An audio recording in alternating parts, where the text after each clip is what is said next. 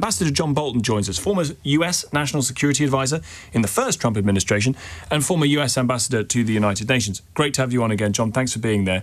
I wonder what you make of Canada, the UK, France, all saying that they are going to recognise a Palestinian state unless Israel does what they ask. Well, I think it's an exercise in fantasy. I'd like one of them to tell me what the Palestinian state they're about to recognize looks like. It's commonly understood that to have a state, you have to have a clear boundary, you have to have a defined population, and you have to be carrying on the normal functions of government. Okay, so those are not entirely bright lines. You can debate in some circumstances. In the case of quote-unquote Palestine, there's no boundary. There's no defined population, and there's sure no government carrying on the normal functions of government. Normally, you want your foreign policy to be based on reality. Basing it on fantasy is dangerous, to say the least. Now, Macron doesn't attach any conditions. He just wants to go ahead and recognize Palestine. For Starmer and Canada, it's Mark Carney. It's even harder to understand because they're saying we will recognize something that doesn't exist if the thing that doesn't exist performs according to certain criteria we've established. It's an exercise in political theater, in my view. So why are they doing it if it's not based in reality? Because I think their domestic constituencies, or certain aspects of their domestic constituencies, somehow think that's a step in the right direction. Look, back in the days when it was the Palestine Liberation Organization, the PLO, they began in the late 80s a campaign to get membership in UN agencies in the UN itself, because to be a member of, let's say, the World Health Organization or whatever, you have to be a state. In other words, the same question. And they thought, well, if we can get admitted to the United Nations, prove we're a state. It's the same exercise in make-believe, and it's not going to have any effect on the government of Israel, and I certainly don't think it'll have any effect on Donald Trump. It may have made things harder for Canada in the trade conversation they're now having. It also seems vanishingly unlikely that it will actually happen officially, because there's no way the US would vote for it at the UN, even if it were proposed for a vote. Well, they're never going to get admitted to the UN in the foreseeable future, but it also really, I think, is a reward for intransigence.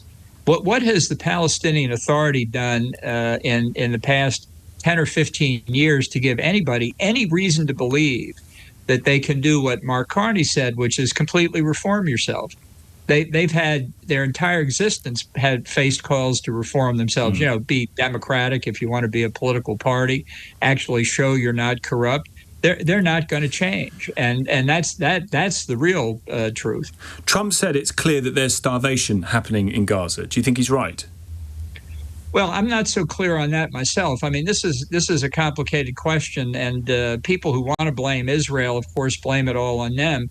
The real question is who is the government of Gaza that started the war against Israel, and therefore who's responsible for the feeding?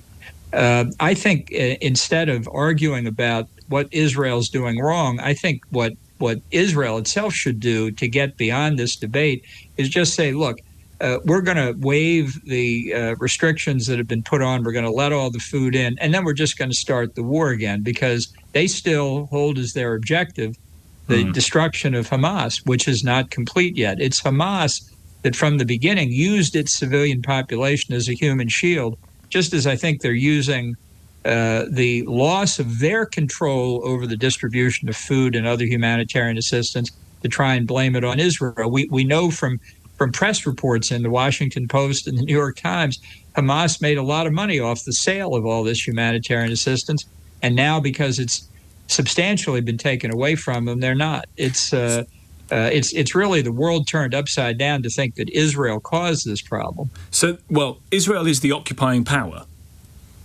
Well, it's not the occupying power any more than the sense that they're still at war. When the United States, they are legally they are legally occupiers of Gaza. I don't agree with that. I think that's what the law here says, John. What's that? That's what the law here says. Well, good for Great Britain. When American and other allied powers were invading Germany, we were not the occupying power while we were still in combat with German forces. It's certainly the case that the people in Gaza have suffered a lot because of Hamas's invasion. People in Japan suffered a lot from bombing Pearl Harbor, but that didn't mean we had an obligation to feed them while we were still in combat with them. So this, do you think, will actually potentially push Trump and Netanyahu closer together, perhaps? I think what Witkoff is trying to see is what might be worked out that would allow somehow more assistance to get in. The key thing here to remember is that what Hamas has done, not just since October the 7th, but when they took full control of Gaza in 2006, they've been doing what Saddam Hussein did during the Oil for Food program. All this humanitarian assistance comes in under the control of UNRWA, which is functionally controlled by Hamas. And like Saddam Hussein, they've used the sale and distribution of humanitarian assistance for years to keep themselves in power, favoring those who supported them and not favoring those who didn't. And when you break that source of control, it's something obviously that concerns Hamas. I think they've helped create a lot of this disorder because they want to find a way to blame it on Israel. Let's go back to the beginning. If they had never attacked on October the 7th, we'd be where we were on October the 6th. Can I ask you about the Vice President's comments about Europe? We're talking about them this hour, but J.D. Vance saying that, in his view, Europe is at risk of engaging in civilizational suicide. A few million immigrants coming in from countries he says are totally incompatible. Then it doesn't matter what I think about Europe. Countries in Europe, like Germany, will have killed itself. What do you make of that? Hyperbolic nonsense? Element of truth? I think it's certainly hyperbolic, but it's I think he's following up on things Trump said in Scotland when he was there over the past few days. Obviously, each country in Europe, at least in the European Union, is going to have to make up their own minds. Would you see it as a security issue, as a national security advisor? Look, I think it is a security. I think countries have a right to control their borders. That is a sovereign power.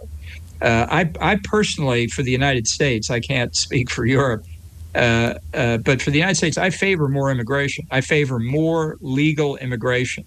But we pick who comes in. The people who want to come in don't pick for themselves. It's interesting that Vance makes these comments because he likes to criticize neoconservatives, as he calls them, for constantly criticizing other countries' lack of democratic achievements.